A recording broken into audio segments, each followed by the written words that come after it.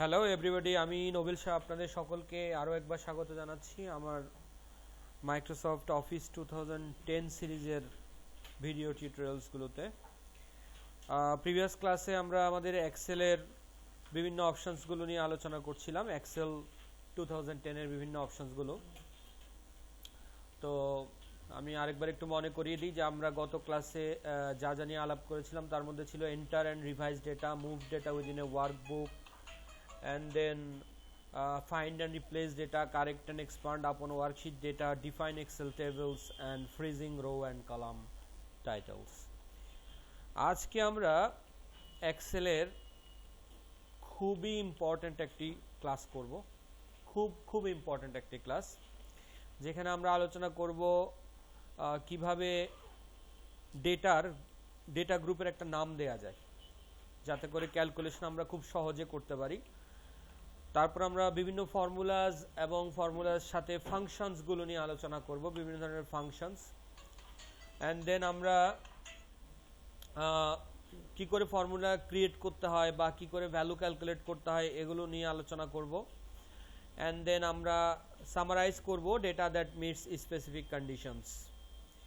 And finally আমরা দেখব find and correct errors in ক্যালকুলেশনসে যদি কোনো ভুলভ্রান্তি থেকে থাকে সেগুলো কিভাবে বের করতে পারবো এবং কিভাবে আমরা সেগুলোকে কারেক্ট করব। সো আজকে আমরা এই টোটাল জিনিসগুলো নিয়ে আলোচনা করব। তো আমরা একটু চলে যাই আমাদের প্র্যাকটিক্যালে। আমরা এক্সেলটাকে ওপেন করে নিচ্ছি।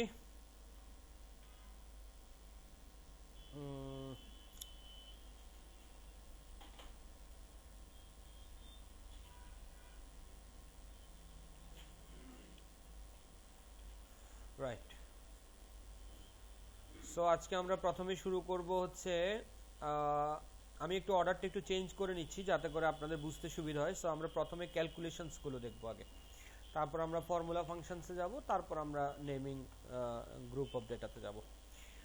ওকে, সো আমি এখানে কিছু ভ্যালু এন্টার করছি। ফর এক্সাম্পল এখানে 100 টাইপ করলাম, এখানে 200 টাইপ করলাম, এখানে 400 টাইপ করলাম। এইভাবে আমি কিছু ভ্যালু টাইপ করেছি 100, 200 and 400। অ্যান্ড দেন আমি এগুলো টাইপ করেছি যথাক্রমে A3, B3 এবং C3 সেলে। আমি D3 সেলে চাচ্ছি যে এটার ক্যালকুলেশনস করব। ওকে, অর্থাৎ এটার যোগফল বা এটার গুণফল এগুলো আমরা চাচ্ছি যে এখানে বের করতে, ঠিক আছে। অথবা আরো অনেক কিছু হতে পারে, অ্যাভারেজ হতে পারে, কাউন্ট হতে পারে, ম্যাক্সিমাম হতে পারে, মিনিমাম হতে পারে, এগুলো আমরা আস্তে আস্তে দেখব। তো আমরা একটা সিম্পল যোগ যদি করতে চাই, এই তিনটা সেলের ভ্যালু যদি আমরা কাউন্ট করে রেজাল্ট বের করতে চাই, তাহলে আমরা সিম্পলি যেটা করতে পারি, আমরা এই তিনটা সেলকে একসাথে সিলেক্ট করে নিতে পারি। ওকে, তো এই তিনটা সেলকে যদি আমি একসাথে সিলেক্ট করি এবং ফোর্থ সেল পর্যন্ত সিলেকশনটা নিয়ে রাখি, ফোর্থ সেল পর্যন্ত, অ্যান্ড দেন আমরা দেখতে পাবো যে আমাদের হোম গ্রুপে, হোম ট্যাবের আন্ডারে এডিটিং গ্রুপে অটো সাম বলে একটা অপশন আমরা পেয়ে যাব। অটো সাম, ওখানে ক্লিক করলে আমরা দেখবো অটোমেটিক্যালি এখানে 700 চলে এসেছে, ঠিক আছে। একটু যদি আমরা ক্লোজলি আমাদের ফর্মুলা বারের দিকে তাকাই, ফর্মুলা বারের দিকে আমরা যদি একটু ক্লোজলি আমাদের ফর্মুলা বারের দিকে তাকাই, তাহলে আমরা দেখবো যে এখানে দেখাচ্ছে ইকুয়াল সাম, হ্যাঁ, সাম, অ্যান্ড দেন ফার্স্ট ব্র্যাকেটের মধ্যে দেখাচ্ছে A3:C3। তার মানে হচ্ছে সে সাম করেছে, সে যোগ করেছে। সে কার যোগ করেছে? A3 থেকে C3 পর্যন্ত যে ভ্যালুগুলো ছিল সেগুলোকে সে যোগ করেছে। ওকে, এন্ড সেটা আমরা দেখেছি কোন সেলে? আমরা D3 সেলে সেটা আমরা দেখেছি। ওকে,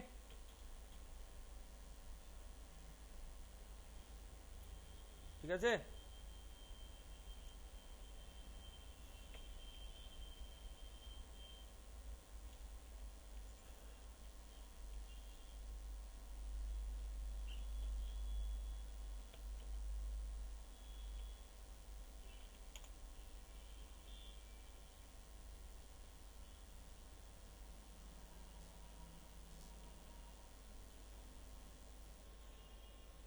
আচ্ছা, তো আমরা সিম্পলি যদি এভাবে ভ্যালু যোগ করে বের করতে চাই তাহলে আমরা সামের ব্যবহার করতে পারি, ঠিক আছে। এছাড়া আমরা নরমালি যদি ভ্যালু সে ধরেন আমি চাচ্ছি যে এই সেলটা এবং এই সেলটাকে যোগ করব এখানে, কেমন, B3 কে এবং C3 কে যোগ করে আমরা D3 তে রাখবো, অথবা আমি অন্য কোথাও রাখতে পারি, আমি যেখানে মন চায় আমি সেখানে রাখতে পারি। ঠিক আছে, তো তার জন্য আমরা একটা সিম্পল ফর্মুলা টাইপ করতে পারি এভাবে, ইকুয়ালস, যে কোনো ফর্মুলা মনে রাখবেন শুরু হবে ইকুয়ালস দিয়ে, যে কোনো ফাংশনও যদি আমরা লিখতে চাই সেটাও শুরু হবে ইকুয়ালস দিয়ে। তাহলে ফর্মুলা বা ফাংশন শুরু করার সর্বপ্রথম যে ক্রাইটেরিয়া সেটা হচ্ছে যে শুরু করতে হবে আমাদেরকে সমান সমান দিয়ে। ঠিক আছে, ইকুয়ালস, এবং আমি কাকে কাকে যোগ করতে চাই। ইন আওয়ার কেস আমরা দেখতে পাচ্ছি আমাদের প্রথম ভ্যালুটা আছে হচ্ছে B3 তে, তাহলে আমরা B3 লিখতে পারি। B3 যখনই আমরা B3 লিখলাম দেখেন যে আমাদের সেলটা কিন্তু সিলেক্টেড হয়ে গেল ব্লু কালার দিয়ে, মানে আমরা বুঝতে পারছি যে আমি সঠিক সেলটাই লিখেছি, ঠিক কি না। এন্ড দেন আমি একটা প্লাস সাইন ইউজ করলাম, প্লাস সাইন ইউজ করে আমি পরবর্তী সেলটা সেটা হচ্ছে C3, কেমন, কিবোর্ড থেকে টাইপ করলাম C3 এন্ড দেন এন্টার। তো দেখেন এন্টার প্রেস করার পরেই আমরা এখানে দেখেন ভ্যালুটা পেয়ে গেলাম। ওকে, কারণ আমি যখনই আবার এই ভ্যালুটাতে ক্লিক করছি তখনই আমরা ফর্মুলা বারে দেখতে পাচ্ছি যে এখানে দেখাচ্ছে ইকুয়ালস B3 প্লাস C3।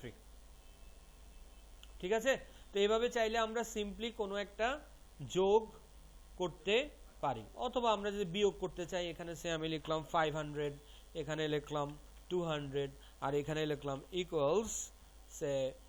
এবার দেখেন আমি অন্যভাবে করছি, টাইপ না করেও করা যায়। আমরা সেলটাতে ক্লিক করলাম, যেই সেলটাকে আমি যে সেলটার থেকে যে সেলটা বিয়োগ করতে চাই প্রথমে সেই সেলটা ক্লিক করলাম বড়টা, এন্ড দেন মাইনাস দিয়ে পরের সেলটা সিলেক্ট করে বললাম এন্টার। এগেইন দেখেন 300, 500 থেকে 200 বিয়োগ দিলাম 300 বেরোলো। তো এভাবে সেল মাউস দিয়ে সিলেক্ট করার একটা ভালো দিক কিন্তু আছে। ভালো দিকটা হচ্ছে আপনার টাইপ করলে ভুল হওয়ার সম্ভাবনা থাকে, কিন্তু আপনি যদি মাউস দিয়ে সেল ক্লিক করেন তাহলে ভুল হওয়ার সম্ভাবনাটা থাকবে না। ঠিক আছে, তো দেখেন আমাদের এক্সেলে কিছু ফাংশন আছে যার মধ্যে একটা হচ্ছে সাম ফাংশন, যেটা যোগ করার জন্য। আনফরচুনেটলি আমাদের এক্সেলে বিয়োগ করার কোনো ফাংশন কিন্তু নেই, বুঝতে পেরেছেন, বা গুণ করারও কোনো ফাংশন নেই, বা ভাগ করারও কোনো ফাংশন নেই। কিন্তু সেই ক্ষেত্রে আমরা কি করব, সেই ক্ষেত্রে আমাদেরকে আসলে এইভাবেই ফর্মুলা হাতে লিখে দিতে হবে। আমরা কিন্তু এক্সেলের ওই সাম যেমন ব্যবহার করেছি তেমনি আমি বিয়োগ বা গুণের জন্য বা ভাগের জন্য কিন্তু আমার কোনো ফাংশন নেই। যোগ করার জন্য সাম ফাংশনটা আছে, কেমন, কিন্তু বিয়োগ, পূরণ বা ভাগ করার জন্য এরকম কোনো ফাংশন নেই। ঠিক আছে, তো তাহলে আমরা কি করব, হাতে আমরা এভাবে বিয়োগ করব, হাতে টাইপ করে আমরা বিয়োগ করব বা গুণ করব বা ভাগ করব। Is that clear? Okay, and then আমরা একটু দেখি তাহলে যে কিভাবে আমরা ফাংশনের ব্যবহার করতে পারি নাকি। আচ্ছা, তো মনে করেন আমি এখানে কিছু ভ্যালু টাইপ করছি, সে 50, 20, 70, 80, 90, 100। ওকে, এখন H5 এ আমি ভ্যালুগুলোর যোগফল বের করতে চাচ্ছি। ঠিক আছে, এখন আমি যদি এভাবে লিখি equal B5 plus C5 plus D5, তাহলে আমি দেখতে পাচ্ছি যে এটা অনেক সময় নিয়ে নেবে, কারণ এইভাবে যদি 50টা সেল হয় তাহলে প্লাস প্লাস প্লাস প্লাস এভাবে 50টা সেলকে প্লাস করতে গেলে আপনার কিন্তু অনেক সময় লেগে যাবে। তো তার জন্য আমরা এটা এভাবে না করে আমরা চাইলে আমাদের ফাংশনের সহায়তা নিতে পারি। ঠিক আছে, আমাদের যে কমন ফাংশনসগুলো আছে এক্সেলে তার মধ্যে একটা হচ্ছে সাম, একটা হচ্ছে অ্যাভারেজ, একটা হচ্ছে ম্যাক্স, একটা হচ্ছে মিন, একটা হচ্ছে কাউন্ট, আরেকটা আছে আপনার count A, count blank, some, if, এগুলো হচ্ছে বিভিন্ন ধরনের ফাংশনের নাম। ঠিক আছে, তো আমরা একটু দেখি তাহলে আমরা কি কি ফাংশন আমরা একটু লিখে নিই এখানে। সাম, আর কি আছে, average, and then max, then min, then count, then count A, then count blank, okay, then if, sum if, okay, so এই ধরনের বিভিন্ন ধরনের ফাংশন আছে আমাদের এক্সেলে। তো এর মধ্যে কোনটা কি কাজ করে, সাম কি কাজ করে, যোগফল বের করে দেয়, এভারেজ হচ্ছে গড় বের করার জন্য, ম্যাক্স হচ্ছে অনেকগুলো রেঞ্জ যদি থাকে ওর মধ্যে ম্যাক্সিমাম ভ্যালু কোনটা সেটা বের করে দেবে। তো ম্যাক্স কিন্তু ম্যাক্সি, এটা ফাংশনের নাম ম্যাক্স, ম্যাক্সিমাম না, কেমন, আপনি যদি ম্যাক্সিমাম লিখেন তাহলে কিন্তু ভুল হবে। अगेन মিন হচ্ছে মিনিমাম, মিনিমাম যে ভ্যালুটা আছে সেটা, সে ধরেন 10টা সেলের মধ্যে সবচেয়ে কম ভ্যালু কোন সেলটাতে আছে সেটা বের করে দেবে, কেমন? তারপর কাউন্ট, কাউন্ট হচ্ছে আপনি কতগুলো সেলকে আপনি কাউন্ট করছেন। হ্যাঁ, আপনি মনে করেন যে এখানে যদি আমরা দেখি যে 1 50 1 2 20 2 3 4 5 6টা সেল আছে, তাহলে আমরা এই সেলটাতে, ব্ল্যাঙ্ক সেলটাতে যদি আমরা কাউন্ট দিয়ে এগুলোর কাউন্ট ফাংশনটা দিয়ে আমরা যদি এটার ভ্যালু বের করি তাহলে এখানে কত আসবে? রেজাল্ট 6, কারণ এখানে 6টা সেলের মধ্যে আমরা ভ্যালু পেয়েছি। কথা কি বুঝতে পেরেছেন? আচ্ছা, ঠিক তেমনি ভাবে আমাকে বলছে কাউন্টে, কাউন্ট কিন্তু শুধুমাত্র নাম্বারের উপরে হয়, টেক্সটের উপরে হয় না। তো যদি আমরা টেক্সট, সেলের মধ্যে টেক্সট ভ্যালু আছে এরকম সেলও যদি আমরা কাউন্ট করতে চাই তখন আমরা কাউন্ট ব্যবহার না করে কাউন্ট এ ব্যবহার করব, কাউন্ট এ ফাংশনটা। ওকে, এন্ড দেন আছে কাউন্ট ব্ল্যাঙ্ক। কাউন্ট ব্ল্যাঙ্ক হচ্ছে আমাদের ধরেন পাশাপাশি 10টা সেল আছে, এর মধ্যে হয়তো 3টা সেলে ভ্যালু নাই বা 4টা সেলে ভ্যালু নাই, তাহলে আমাকে কাউন্ট ব্ল্যাঙ্কটা বের করে দেবে 4 বা 3, অর্থাৎ যে কয়টা সেলে ভ্যালু নেই সেটা আমাকে বের করে দেবে। এন্ড দেন ইফ হচ্ছে বিভিন্ন ধরনের কন্ডিশনের ক্ষেত্রে ব্যবহার হয়। কন্ডিশন, ফর এক্সাম্পল আপনি চাচ্ছেন এরকম রেজাল্ট বের করবেন যে যারা 80 পেয়েছে তারা পাস করবে, 80-র নিচে যারা পেয়েছে তারা ফেল করবে, তো এটা কি একটা কন্ডিশন। সো এই ধরনের কন্ডিশনের ক্ষেত্রে আমরা ইউজ করব হচ্ছে ইফ ফাংশন, ঠিক আছে? अगेन সাম ইফটাও কন্ডিশনের জন্য ব্যবহার করা হয়। ওকে, তো ঠিক আছে, তাহলে আমরা একটা একটা করে দেখব, কি একটা একটা করে আমরা ফাংশন দেখব যে কিভাবে কাজ করতে হয়।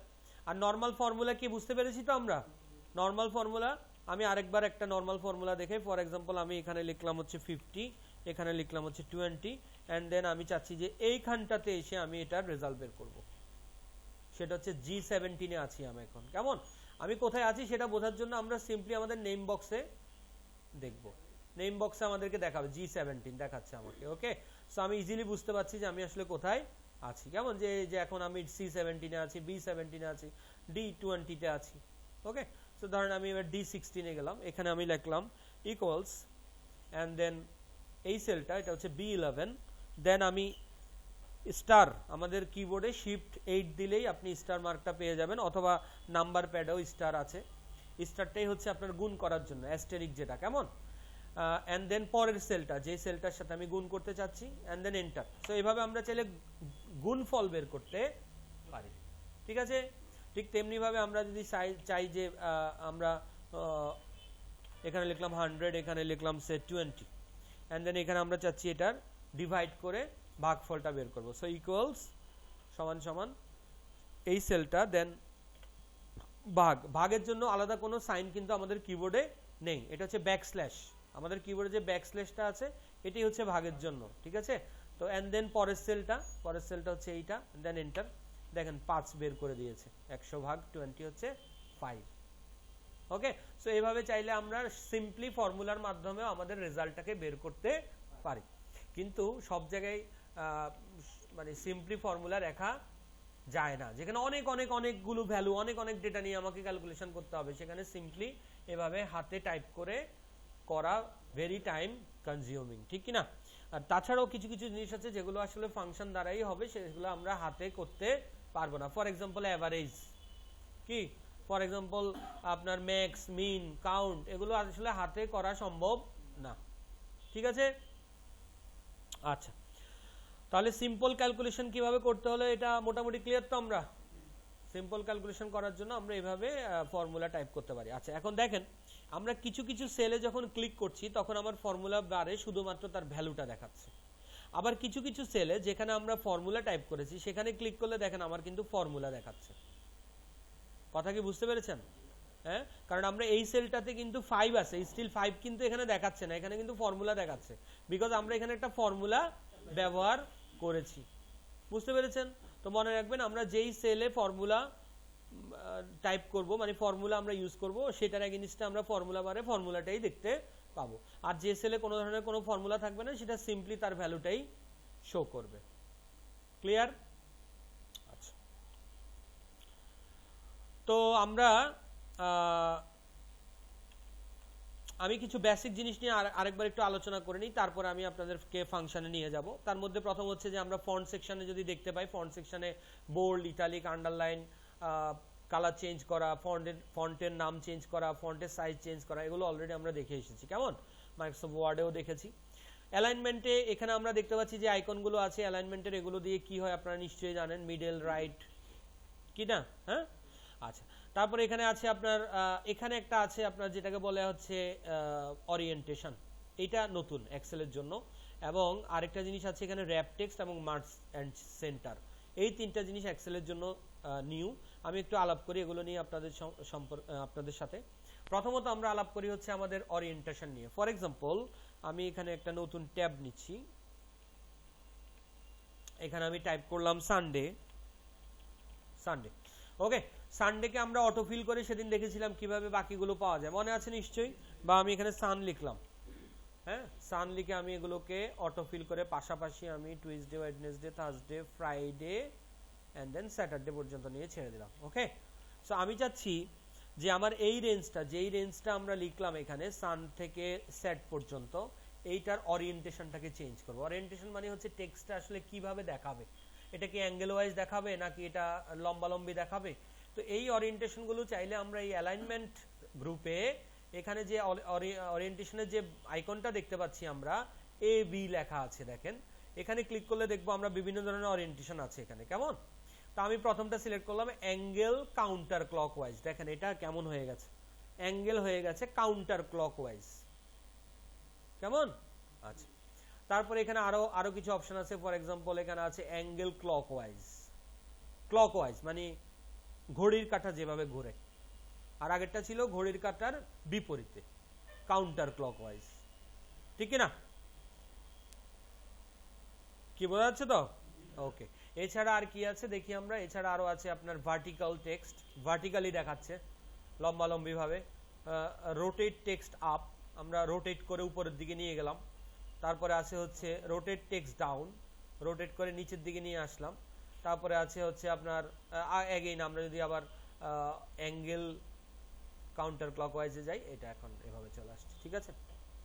এখন আপনি চাচ্ছেন যে এটা কাউন্টার ক্লকওয়াইজ কেউ একজন হয়তো করে গেছে, কিন্তু আপনার কাছে সেটা পছন্দ হচ্ছে না, আপনি ওকে আগের অবস্থায় ফিরিয়ে নিয়ে যেতে চান, তাহলে আপনি কিভাবে যেতে পারবেন সেটাকে?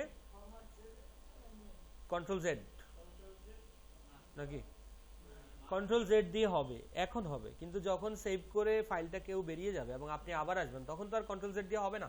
তো তার জন্য আমরা এখানে ওরিয়েন্টেশনের ওইখানে গিয়ে আমরা একদম লাস্টের যে অপশনটা আছে ফরম্যাট সেল অ্যালাইনমেন্ট, কেমন, এই জায়গাটাতে যাব, ফরম্যাট সেল অ্যালাইনমেন্ট। দেখেন ডান দিকে ওরিয়েন্টেশন বলে একটা অপশন আছে, ওরিয়েন্টেশন অপশনটাতে দেখাচ্ছে একটা ঘড়ির কাঁটার মতো, ঠিক কি না? এবং এখানে যে কাঁটাটা ঠিক যেভাবে আছে আমাদের টেক্সটগুলোও কিন্তু ঠিক সেইভাবেই দেখাচ্ছে। ওকে, সো আমরা এখানে এই মাঝখানে নিয়ে আসলে এটা কি মাঝামাঝি হয়ে যাবে।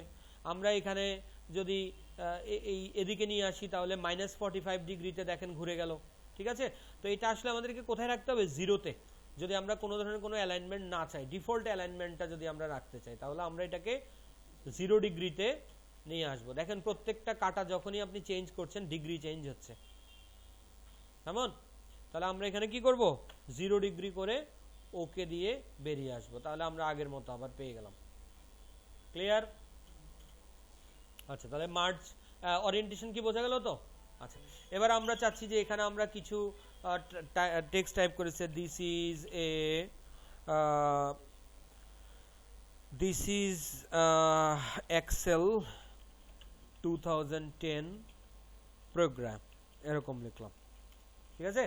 তো এখন দেখেন আমরা যে সেলটাতে লিখেছি সেটা হচ্ছে B6, কিন্তু ইট লুকস লাইক যে এটা C6 এবং D6 এও চলে গেছে, ঠিক কি না? কিন্তু আসলে কিন্তু সেটা B6 এই আছে, কারণ আমরা যদি C6 এ যাই আমরা দেখবো ফর্মুলা বার কিন্তু শো করছে না কিছুই, বা D6 এও যদি যাই দেখবো যে ফর্মুলা বার কিন্তু কিছুই শো করছে না। তার মানে we are very much sure যে এটা আসলে B6 এই লেখা হয়েছে, ঠিক কি না? এখন আমি চাচ্ছি এই সেলটার যতটুকু সাইজ, উইডথ তার যতটুকু আছে ঠিক ততটুকুর মধ্যে এই টেক্সটটা যেন ফিট হয়ে যায়, কেমন? তো তার জন্য আমাদের কাছে একটা অপশন আছে, সেটা হচ্ছে কি র্যাপ টেক্সট। র্যাপ টেক্সট, তাহলে কি হবে? আমার টেক্সটটা ডান দিকে না গিয়ে এটা ভেঙে আসলে নিচে চলে আসবে। এখন তো সামনের দিকে চলে গেল, ডান দিকে চলে যাচ্ছে, তখন কি হবে? ভেঙে নিচের দিকে চলে আসবে। তো সেই ক্ষেত্রে আমার কি হবে, আমাদের আসলে সেলটার যে হাইটটা বেড়ে যাবে কি। আচ্ছা, তো দেখেন র‍্যাপ টেক্সটে ক্লিক করলে, আমরা র‍্যাপ টেক্সটে ক্লিক করলাম, দেখেন হাইটটা বেড়ে গেছে, কিন্তু টেক্সটগুলো ওই সেলের মধ্যেই এঁটে গেছে, মানে উইডথ কিন্তু বাড়েনি। কি কথা বোঝা গেল? তো তো এভাবে চাইলে আমরা কি করতে পারি, র‍্যাপ টেক্সট করতে পারি। আচ্ছা, আমি একটু কন্ট্রোল জেড দিয়ে ব্যাক করছি। ঠিক র‍্যাপ টেক্সটের মতো আরেকটা অপশন আছে যেটাকে আমরা বলি shrink to fit. Shrink to fit wrap text করার ফলে আমরা দেখেছি যে এটার কলামের উইডথ বাড়েনি ঠিকই, কিন্তু রোর হাইট বেড়ে গেছে, ঠিক কিনা? কিন্তু যদি আমরা শ্রিঙ্ক টু ফিট বলি, তাহলে কলামের উইডথ তো বাড়বে না, রোর হাইটও বাড়বে না, এই এতটুকুর মধ্যেই সে কোনো না কোনো ভাবে নিজেকে ফিট করে নেবে, যার নামই হচ্ছে শ্রিঙ্ক টু ফিট। শ্রিঙ্ক মানে হচ্ছে সংকুচিত করা, কেমন?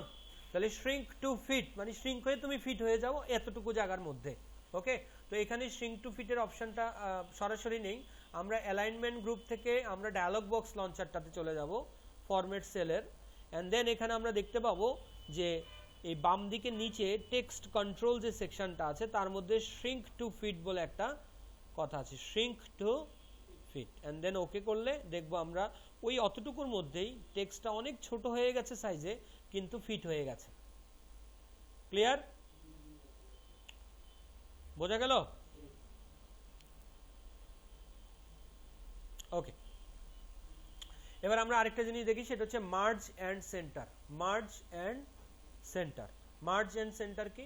মার্জ এন্ড সেন্টার হচ্ছে, ফর এক্সাম্পল আমি এখানে লিখলাম say A1 a weekdays of say January, এরকম কিছু একটা লিখলাম, কেমন? এখন আমি চাচ্ছি যে উইকডেজ অফ জানুয়ারি এই কথাটা যেন একেবারে সানডে থেকে স্যাটারডে পর্যন্ত আমার যতগুলো কলাম আছে প্রত্যেকটা কলামের মধ্যে যেন এটা দেখায়, কেমন? এবং সেটা যেন একটা সেলের মধ্যে দেখায়। কথা কি বুঝতে পেরেছেন? এখানে আমরা A1 থেকে যদি G1 পর্যন্ত ধরি, এখানে কিন্তু অনেকগুলো সেল আছে। আমি চাচ্ছি যে A1 থেকে G1 পর্যন্ত একটা সেল হয়ে যাবে, এবং আমার লেখাগুলো মানে যে উইকডেজ অফ জানুয়ারি লিখলাম সেটা এখান থেকে শেষ পর্যন্ত, অর্থাৎ A1 থেকে G1 পর্যন্ত পুরো জায়গাটা মিলে দেখাবে, কেমন? তো তার জন্য আমরা যেটা করতে পারি, আমরা A1 থেকে এইভাবে সিলেক্ট করে G1 পর্যন্ত যেতে পারি, যতটুকু নিয়ে আমি কাজটা করতে চাই, মার্জ করতে চাই। মার্জ মানে কি? একত্র করা। আমরা ওই ওয়ার্ডের টেবিলে যেটা করেছিলাম মনে আছে নিশ্চয়ই। তো এখানে দেখেন অ্যালাইনমেন্ট গ্রুপের মধ্যে একটা অপশন আছে merge and centre. Merge and centre মানে মার্জও করবে, আবার টেক্সটটাকে সেন্টারও নিয়ে আসবে। আমি ক্লিক করলাম মার্জ এন্ড সেন্টার, দেখেন মার্জ হয়ে গেছে পুরোটা, এবং আমার টেক্সটটা সেন্টারে চলে আসছে। ওই সেলগুলোর A1 থেকে G1 পর্যন্ত প্রত্যেকটা সেল মিলে এটা কি হয়ে গেছে? মার্জ হয়ে গেছে এবং সেন্টারে চলে আসছে। মজার ব্যাপার হচ্ছে শুধু উপরের রোটাই কিন্তু মার্জ হয়েছে, নিচের গুলো কিন্তু হয়নি। নিচের গুলো কিন্তু সেল আকারেই আছে এখনো। কথা কি বুঝতে পেরেছেন? তো আমরা অনেক সময় আমাদের শীটের হেডিং দেওয়ার জন্য এই কাজটা করে থাকি। কোন একটা শীটের হেডিং দেওয়ার জন্য এরকম আমরা মার্জ করে থাকি, কেমন? আচ্ছা, এছাড়া আমাদের কাছে আরো কিছু অপশনস আছে এখানে, যেমন নাম্বার বলে একটা গ্রুপ আছে, নাম্বারের মধ্যে কিছু আইকনস আছে, এগুলো নিয়ে আমরা একটু আলোচনা করে তারপর আমরা আমাদের ফাংশনে চলে যাব। ওকে, তো নাম্বার সেকশনে আমরা দেখতে পাচ্ছি, প্রথমে আমরা দেখতে পাচ্ছি একটা ডলার সিম্বল দেখাচ্ছে, কেমন? তো ডলার সিম্বল মানে হচ্ছে যে আমরা যদি কোনো একটা সেলে এরকম লিখলাম যে 100, এখন 100টা আসলে কি মিন করছে? এটা তো কোনো কারেন্সি হতে পারে, এটা জেনারেল নাম্বারও হতে পারে, আমি তো কোনো কিছু এভাবে দেখলে বুঝতে পারবো না যে 100 আসলে কি, ঠিক কিনা? সো যদি আমরা এখানে বলি যে এটা কারেন্সি, তাহলে আমি কিভাবে বুঝবো এটা কারেন্সি? কারেন্সি বোঝার তো কোনো উপায় নেই। তো তার জন্য আমরা দেখতে পাচ্ছি নাম্বার সেকশনে আমাদের ডলারের একটা সিম্বল আছে, আছে না? আমি ডলারে যদি ক্লিক করি দেখবেন এটা $100 হয়ে গেল। এখন বোঝা যাচ্ছে this is $100। Okay, and then আমরা যদি এখানে এই ডলারের পাশে অ্যারোতে ক্লিক করি, আমরা দেখতে পাবো এখানে আরো কিছু সিম্বল আছে, যেমন পাউন্ড আছে, ইংল্যান্ডের পাউন্ড, কিংবা ইউরো আছে, কিংবা চাইনিজ ইয়েন আছে, তারপরে আপনার ফ্রেঞ্চের ফ্রা আছে, কেমন? তো এই ধরনের আমরা কিছু অপশনস এখানে পেয়ে যাচ্ছি, মানে যেগুলো হচ্ছে আমার কারেন্সি সিম্বল, ঠিক আছে? তো মনে রাখবেন কারেন্সি সিম্বল অ্যাপ্লাই করার জন্য আমরা এখানে আমাদের যে নাম্বার গ্রুপটা আছে এখান থেকে আমরা সেটাকে চেঞ্জ করতে পারি।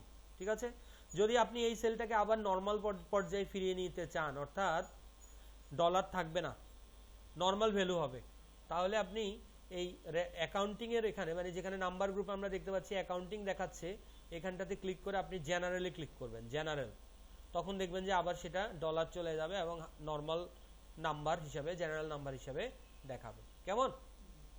আচ্ছা, আপনি যদি চান যে আপনি কিছু সেল, যেমন আপনি ধরে নিলেন যে এই পুরো সেলে যাই লিখবো সেগুলো যেন ডলার হয়, কেমন? তো তার জন্য আমরা কি করতে পারি, বা আপনি এই এতটুকু এরিয়া আপনি চাচ্ছেন যে এখানে আমি যাই লিখবো সেগুলো যেন ডলার হিসাবে আসে, তো তার জন্য আমরা এটাকে সিলেক্ট করে আমরা যেটা করতে পারি সেটা হচ্ছে যে আমরা আগে থেকেই ডলার সিম্বলটাকে ক্লিক করে নিতে পারি। সিলেক্ট করে কি করলাম, ডলার সিম্বলটাকে ক্লিক করে নিলাম। এবার আপনি যাই টাইপ করবেন না কেন এখানে, সে আমি দিলাম 100, পরেরটাতে দিলাম 200, নিচেরটাতে দিলাম 300, এর পরেরটা এখানে দিলাম 500, যাই লিখবো না কেন এই রেঞ্জের মধ্যে সবই কিন্তু ডলার হয়ে যাবে। কিন্তু এই রেঞ্জের বাইরে যদি আপনি লিখেন তাহলে কিন্তু সেটা ওই নর্মাল নাম্বার হিসাবেই থাকবে, সেটা কিন্তু ডলার হবে না। কথা কি বোঝা গেল? সো এইভাবে চাইলে আমরা আগে থেকেই কোনো একটা সেলে কোনো ধরনের ফরম্যাটকে অ্যাসাইন করে রাখতে পারি। ঠিক আছে? আচ্ছা, সে মনে করেন আপনি চাচ্ছেন যে আপনি ভ্যালু লিখবেন পার্সেন্টেজ আকারে, কেমন? সেটা যেন পার্সেন্টেজ আকারে শো করে, সে আমি চাচ্ছি এটা 10% যেন দেখায়, 10% এরকম যেন দেখায়। তা আমরা তার জন্য 10% আমরা হাতে লিখবো না, আমরা কি করব, আমরা সেলটাতে 10% মানে পার্সেন্ট যে অপশনটা আছে সেটা আমরা অ্যাপ্লাই করব। কারণ হাতে যদি আপনি 10% লিখেন, মানে 10 দিয়ে যদি আপনি পার্সেন্ট লিখেন হাতে, তাহলে সেটা ক্যালকুলেশনে আসবে না। কথা কি বুঝতে পেরেছেন? তো তার জন্য আমরা কি করব, আমরা সে 10 লিখলাম এবং আমরা 10টাকে দেখেন এখানে পার্সেন্টেজটা, বা এখানে লিখলাম 100, এখানে আমরা 100কে বললাম পার্সেন্ট। তো দেখেন 100কে যখন আমরা পার্সেন্টে ক্লিক করছি তখন কিন্তু এটা 10,000 হয়ে গেছে। মানে বাই ডিফল্ট আপনি যখনই পার্সেন্টেজে ওকে কনভার্ট করবেন তখন সে 100 দিয়ে এটাকে মাল্টিপ্লাই করে ফেলে। আপনি যে ভ্যালুকেই পার্সেন্টেজ করবেন না কেন সেটাকে সে 100 দিয়ে মাল্টিপ্লাই করে ফেলে। তো তার জন্য আমরা যেটা করব সেটা হচ্ছে যে আমরা আগে থেকেই কোনো একটা সেলে পার্সেন্টেজ অ্যাপ্লাই করে রাখবো। কেমন? আমি এই সেলটাকে পার্সেন্টেজ আগে থেকেই অ্যাপ্লাই করলাম। কেমন? যখন আপনি যে সেলটাতে যেটা অ্যাপ্লাই করবেন সেটাই দেখবেন উপরে শো করবে। দেখেন এখন দেখাচ্ছে এই সেলটা হচ্ছে পার্সেন্টেজ। এবার আপনি যা কিছু টাইপ করবেন সেটা পার্সেন্টেজ আকারেই আসবে। দেখেন কেমন? সো কোন সেলটাতে কি ফরম্যাট আছে সেটা কিন্তু আমরা সেলে ক্লিক করলেও বুঝতে পারবো। সেলে ক্লিক করলে দেখেন উপরে দেখাচ্ছে এটা পার্সেন্টেজ, এটা হচ্ছে জেনারেল, এটা পার্সেন্টেজ, এটা আবার জেনারেল। ঠিক আছে? ক্লিয়ার? ঠিক আছে? আচ্ছা, এবার আসি আমরা কমা ইউজ করতে হয় কিভাবে। ফর এক্সাম্পল আমি এখানে লিখলাম 1 1 2 3 4 5, যেটা হচ্ছে 1, আমাদের বাংলাদেশি ভাষায় আমরা যেটাকে 1 লাখ বলি, আর এই ইংরেজরা বা ইংলিশে এটাকে 100,000 বলা হয়। কেমন? তো 100,000 ওরা বলে এবং ওরা ঠিক ওভাবেই কমাটা ইউজ করে, 100 এর পরে ওরা কমা ইউজ করে। আমরা বাংলাদেশিরা আমরা ইউজ করি হচ্ছে 1 এর পরে কমা এবং 2টা জিরোর পরে কমা যখন আমরা 1 লাখ লিখি। কেমন? কিন্তু ইংরেজিতে ওনারা কি করেন 100,000 বলেন, যার কারণে ওনারা 100 এর পরে কমাটা ইউজ করেন। তো দেখেন আমি এখানে 100,000 লিখে যদি কমাতে ক্লিক করি তাহলে আমরা দেখবো যে এখানে 100 এর পরে একটা কমা চলে এসেছে এবং তারপরে একটা দশমিক 00ও চলে এসেছে। ঠিক আছে? তো এইভাবে চাইলে আমরা কমা অ্যাপ্লাই করতে পারি কোনো একটা ভ্যালুতে। ওকে? আচ্ছা, দেখেন আমরা এখানে দেখতে পাচ্ছি যে আমরা যখনই কমা অ্যাপ্লাই করেছি আমরা দেখতে পাচ্ছি দশমিকের পরে 2টা শূন্যও চলে এসেছে। তো এটাকে বলা হয় আপনার ডেসিমাল। দশমিকের পরে কি বলা হয় এগুলোকে? ডেসিমাল। তো আপনি চাইলে এই ডেসিমালটা রাখতেও পারেন, নাও রাখতে পারেন, চাইলে ইনক্রিজও করতে পারেন, চাইলে ডিক্রিজও করতে পারেন। কেমন? তো এটাকে বলে increase decimal or decrease decimal. Increase করার জন্য দেখবেন আমরা এই মাত্র যে কমা স্টাইলটা অ্যাপ্লাই করেছি তার সাথেই 2টা আইকন আছে, একটা হচ্ছে ইনক্রিজ ডেসিমাল আর একটা হচ্ছে ডিক্রিজ ডেসিমাল। তো ইনক্রিজ করার জন্য আমরা এই যে এখানে একটু মাউসটা ওভার করেন, দেখবেন প্রথমটা দেখাবে এটা হচ্ছে ইনক্রিজ ডেসিমাল আর পরেরটা হচ্ছে ডিক্রিজ ডেসিমাল। তো আমরা যদি প্রথমটাতে ক্লিক করি তাহলে অ্যাকচুয়ালি কি হবে, দশমিকের পরে শূন্য বাড়তে থাকবে। আর যদি আমরা ডান দিকেরটা ক্লিক করি তাহলে দশমিকের পরে শূন্য কমতে থাকবে। কেমন? তো ফর এক্সাম্পল এখানে দুইটা শূন্য আছে দশমিকের পরে, আমি চাচ্ছি না এগুলো রাখতে, তাহলে আমি যদি ডানেরটাকে দুইবার ক্লিক করি দেখেন দশমিকের পরে শূন্যগুলো চলে গেল। আবার যদি ক্লিক করি শূন্য কিন্তু আর যাবে না, যাবে না, কারণ এগুলো হচ্ছে ডেসিমেলকে ইনক্রিজ বা ডিক্রিজ করার জন্য, আপনার মূল নাম্বারটাকে ইনক্রিজ বা ডিক্রিজ করার জন্য নয়। কেমন? ঠিক তেমনি ভাবে আমরা যদি ইনক্রিজ করি, ক্লিক ক্লিক ক্লিক তিনটা দিলাম, দেখেন তিনটা শূন্য আসছে। আপনি যতবার ক্লিক করবেন ততবার আপনার দশমিকের পরে শূন্য বাড়তে থাকবে, যতবার আপনি ডানেরটা ক্লিক করবেন ডিক্রিজ করার জন্য ততবারই কমতে থাকবে, এবং একটা পর্যায়ে এসে দশমিকের পরে আর শূন্য শো করবে না। ক্লিয়ার? আচ্ছা, সো এই ভিডিওটা আমরা এই পর্যন্তই। আমরা পরবর্তী ভিডিও আমাদের পরবর্তী অপশনসগুলো নিয়ে আলোচনা করব। ততক্ষণ পর্যন্ত আপনারা সবাই ভালো থাকবেন। আপনাদের সাথে আমার পরবর্তী ভিডিওতে আবার দেখা হবে। ওকে।